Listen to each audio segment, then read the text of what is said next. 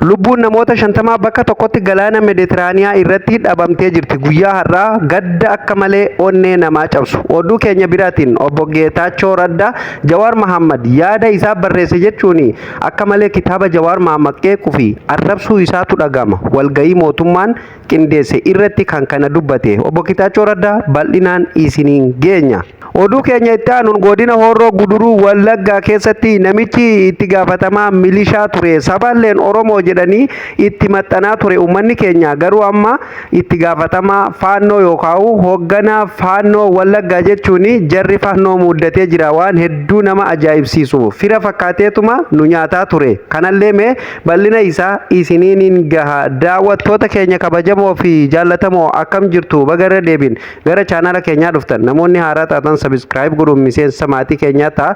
Viidiyoo laayikii godhaa namoota hedduu bira akka dhaqqabuuf daawwattoota keenya kabajamoo fi jaallatamoo mee jalqaba irratti kan isiniin geenyu waa'ee dhumaatii ijoollee keenya lammoota Itoophiyaa kan gara galaana Meeditiraaniyaa irratti gara dooniin garagaltee lubbuun namoota 50 bakka tokkotti darbite kana isiniin geenya. Hedduu kan nama gaddisiisuu fi kan qorqalbii namaa cabsuudha. Daawwattoota keenya kabajamoo akkuma beekamu oduulee gaggabaaboo yeroo hundaayyuu oduulee waqtaawaa haala yeroo irratti hundaa'e kan isiniif dhiyeessuun beekamu chaanaalii keenya jechuudha.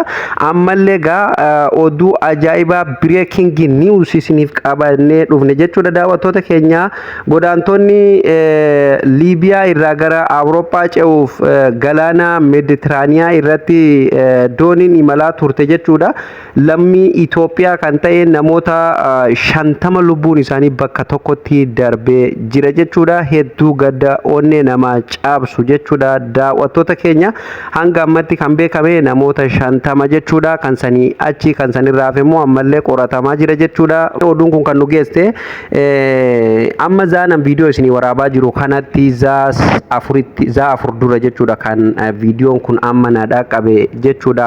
Oduun kun jechuudha daawwattoota keenya hanga ammatti illee miidiyaalee afaan Ingiliishiitii fi akkasumallee afaan biyya biraatiin gabaasaa jiran malee jechuudha. Miidiyaa biyya keenya kan gabaasellee hin argine jechuudha. Silaafuu lubbuun namoota keenya miidiyaa biyya keenya keessa jiru keessatti baay'ee rakkisha. Akkuma beekamu lubbuu dhiiga sareellee hin geessu jechuudha. Akkasiin ilmaan namaa dhiiga qurxummii Meeditiraaniyaa keessa tayanii jiranii sabri rabbi firaa fi haalli isaanillee itti haaf kennu jechuu barbaanna jechuudha. Gadda nutti dhagame asumaan ibsatu barbaanna jechuudha. Daawwattoota keenya kabajamoo fi jaallatamoo kanatti aansee jechuudha. Daawwattoota kiyyaa xiinxalaan siyaasaa Jawaar Siraaj Muhammad akkuma beekamu kitaaba hin gaabbu jedhu mata duree hin gaabbu jedhu barreessee ture jechuudha. Kitaabni sun hedduu namoota hedduu biratti dinqii raajii tahee jechuudha.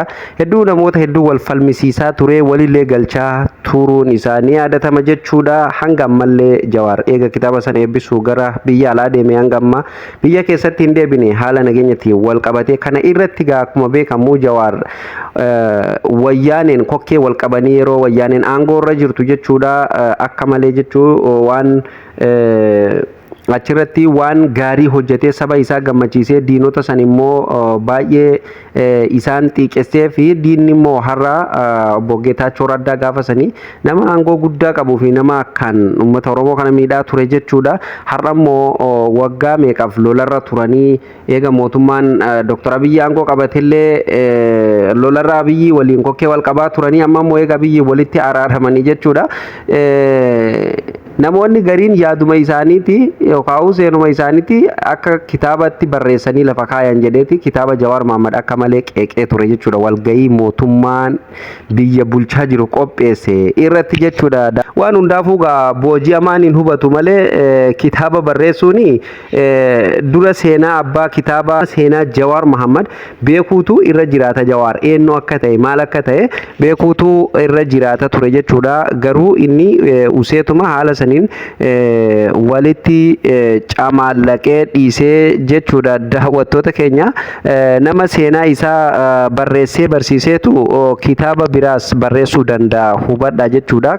Warra waan kana faarsuleen kanuma jennaani waa'ee Geetaachoo hangas mara bal'isuu hin barbaadu jechuudha.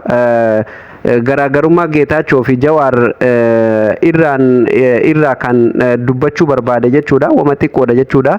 Geetaachoo Raddaa nama dhaaba isaa kan waggaa dheeraa lafa turee fi lafa ture yeroo hedduu jechuudha mootummaa irratti illee duulaa ture gadheedha ammaas Geetaachoo Raddaa nama Finfinnee taankiin seena jedhaa ture jechuudha geeraraa ture jechuudha taankiin Finfinnee seena jedhe geeraraa nama ture ammallee dhaabni Abiyyi nama dadhabaadha bilisiginnaan dhaaba dhuunfaati dhaaba dadhabduudha jedhe paartii dadhabduudha jedhe nama dubbataa ture jechuudha dhaaba isaa garuu yeroo dheeraaf itti dadhabaa ture ganuun dhaaba isaa san ganee jechuudha yookaan kaadeeti amma gara mootummaa bilisiginnaatti galee booji'amaa ta'e jechuudha. Booji'amaa caalaa ta'ee Finfinnee dhufuu isaatiin carraa kana argatee akkana jechuun isaa hedduu waan nama dhibu jechuudha. Finfinnee miti Maqalee irraa ibsa kenna jedhee waadaa isaa san osoo hin guutin jechuudha. Deeggartoota isaas ganee Finfinneetti kooluu galtummaa gaafatee afaan kamiin Jawaar Mahammad qeequu danda'ame hin danda'ame daawwattoota keenya gonkuman danda'u jechuudha. Geetaachoo Raddaa har'aa miti bara Itoophiyaa guutuu hoogganu saniyyuu jechuudha. Osoma inni akka korbeessa miidiyaa irraa wacuuti Jawaar qeerroo waliin Finfinnee kaasee Maqaleetti galchee jalaa deebe jechuudha. Geetaachoon bara Itoophiyaa guutuu harkaa qabu sanuu Jawaar dura dhaabbachuu dadhabee Maqalee gale jechuudha. Amma kan kooluu galtummaan Finfinnee jiru muddama aangoo wahii barbaadeeti jechuudha. Aangoo wahii barbaadee yoo ta'e malee haasaan isaa bu'aa buusuu hin danda'u jechuudha. Gonkumallee walumaa galatti booji'amaan maal fa'aa mirga namoomaa fi qabsaa Oromoo fi Itoophiyaa dubbachuu hin danda'u jechuudha. Gonkumallee dubbachuu hin danda'u.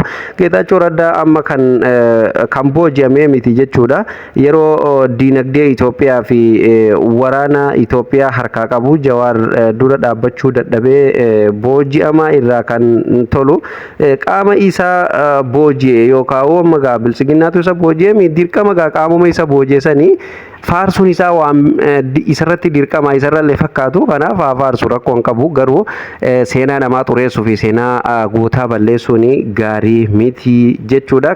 Kanumaan deebifnee fi bira kunna jechuudha daawwattoota keenya kabajamoo fi jaallatamoo kanatti aansee jechuudha dhuma irratti daawwattoota keenya kabajamoo fi jaallatamoo kan isiniif qindeessinu jechuudha. Akkuma beekamu yeroo darbee Horroo Guduruu Wallaggaa keessatti namoonni 30 bakka tokkotti dhumuu ni yaadatama. Finxaaliyyiin faannoo akkasiin uummata keenya lafarraa dhuguuguun isaa ni yaadatama jechuudha. Daawwattoota keenya kanumaan wal qabatee yeroo ammaa finxaaliyyiin faannoo godina Horroo Guduruu Wallaggaa aanaa amruu irratti jechuudha haleellaa raawwataniin uummatni keenya tokkummaan dura dhaabbachuu fi ofirraa qolatee akka jirullee ni dubbatama jechuudha. Finxaaliyyiin nama 50 oliin dhuftee jechuudha naannoo Amaaraarraa jechuudha dhukaasa bantee uummanni ofirraa qolatee dhukaasa isaanillee jechuudha dargaggoon Oromoo dura dhaabbatee qeerroo fi qarreen hawwan dura dhaabbatanii jechuudha nama 50 finxaaliyyii naannoo Amaaraarraa dhufe san jechuudha ofirraa akka deebisanii jiran maddeen achi oduu kana nuun gayan ni ibsu jechuudha. Daawwattoota keenya kanumaan wal qabatee akkuma beekamu waan hedduu nama dhibu jechuudha. Itti gaafatamaan faannoo yeroo ammaa Wallagga keessatti dubbatamaa jiru kan doontan akkanatti uummata ficcisiise jechuudha. Ani Oromoodha sabaan Oromoodha jeetuma Oromoo keessa dhokateetuma warra biyyaa fakkaateetuma jechuudha. Inni immoo itti gaafatamaa milishaa ture. Milishaa qaama nageenyaati jedhaniiti jechuudha. Uummanni keenya illee jala deemaa ture garuu akkanatti uummata keenya ficcisiise edaan inni qaama biraa walitti hidhannaa qaba. Innumtuu sabaanuu Oromoo miti qaama biraati. Kanumaan wal qabatee jechuudha akka BBCtti yaada isaanii kennanitti jiraatan achirraa kennutti amma gaa uummanni faannoo afarsaa jira jechuudha.